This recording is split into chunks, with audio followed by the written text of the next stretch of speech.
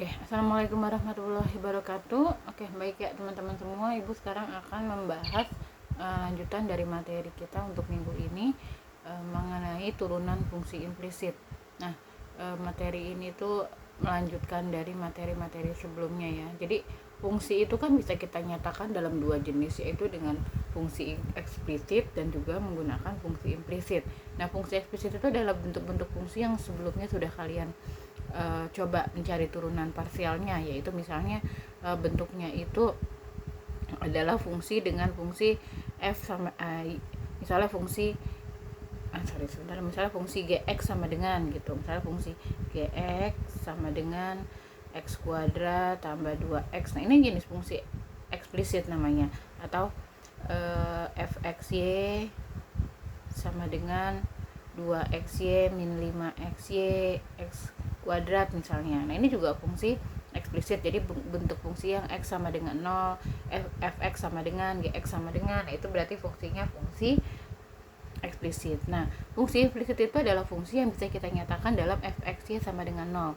Jadi jika fungsinya kita bisa nyatakan dalam fungsi fxy sama dengan 0, maka fungsi y itu secara implisit adalah fungsi y sama dengan gx, maka fx dx-nya adalah sama dengan 0 gitu. Jadi contohnya nih, misalnya fungsinya itu adalah jadi fungsi variabelnya itu jadi satu, sebelah lainnya itu kita sama dengan 0. Misalnya 2xy tambah cos xy min 5x sama dengan 0. Nah, ini namanya fungsi fungsi implisit. Atau mungkin pangkat x min 5x kuadrat sama dengan 0 gitu, min 5x y x kuadrat y sama dengan 0 dan sebagainya. Ini adalah jenis fungsi implisit. Nah, bagaimana cara mendiferensiasi atau membuat turunan dari fungsi jenis implisit ini?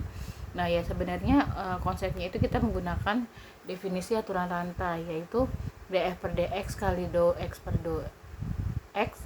Jadi fungsinya itu kita kalikan dengan, kita bagi lagi dengan pembagi x jadinya gitu.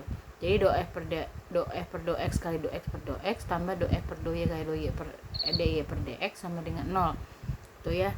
Jadi setiap variabel kita kalikan dengan variabel yang membagi x. Nah, ini kan sama dengan 1.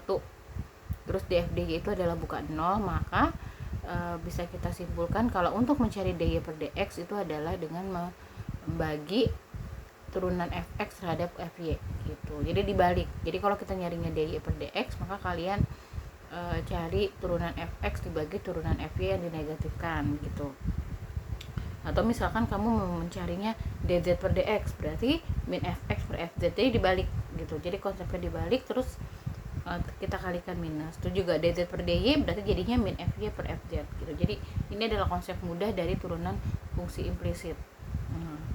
Bisa diturunkan seperti itu gitu ya. Jadi setiap fungsi yang ada kalian bisa turunkan dengan sesuai dengan turunan yang diminta. Kalau dimintanya dz per dx, ya berarti nanti kalian cari turunan x,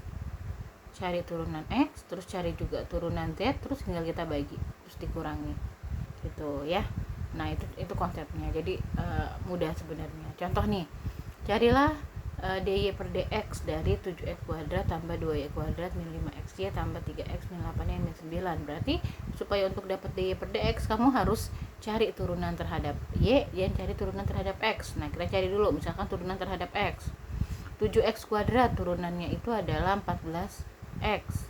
Kemudian 2y kuadrat turunan terhadap x-nya adalah 0.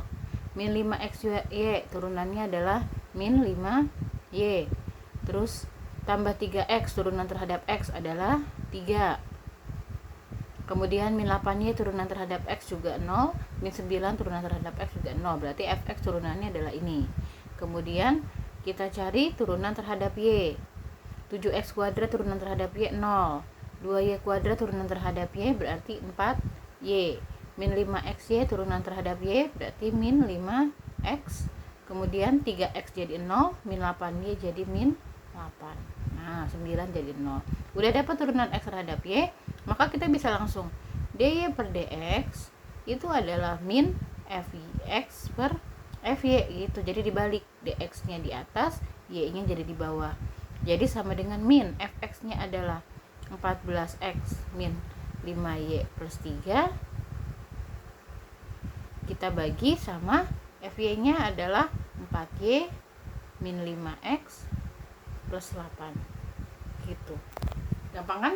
Jadi pokoknya intinya kamu bisa menurunkan secara parsial dari setiap fungsinya, nanti tinggal dibagi sesuai permintaan gitu. Contoh lagi nomor 2, misalnya ini ada variabel 3 variabel ya. Hitunglah dz per dx dan dz per dy dari 3x kuadrat y tambah y kuadrat z min z kuadrat. Nah kita lihat nih, kita mau turunkan terhadap di cairannya adalah dz per dx, berarti kalau dz per dx kamu cari turunan terhadap x, juga cari turunan terhadap y, z gitu kan. Kalau nanti ditanyanya dx per dy, berarti kamu cari turunan terhadap y dan cari juga terhadap z gitu. Nanti tinggal dibagi, diikutin aja permintaannya ya. Pokoknya intinya itu adalah kamu bisa menurunkan. Nah kalau soalnya masih bentuknya tidak sama dengan 0 ini ya, tinggal dibikin sama dengan 0 ya. Jadi ini kamu pindahin jadi e pangkat x sin yz dikurang e pangkat y cos yz xz, baru nanti sama dengan 0. Nah baru diturunin biasa. Jadi kalau bentuknya belum eksplisit atau belum implisit, masih terpisah supaya sama dengan 0 ya tinggal dipindah ruas aja gitu. Nah itu adalah penjelasan untuk turunan ruas implisit. Jadi menurut ibu ini nggak begitu sulit. Ibu harap kalian bisa mencoba dan silakan dicoba materinya ya. Terima kasih semuanya. Assalamualaikum warahmatullahi wabarakatuh.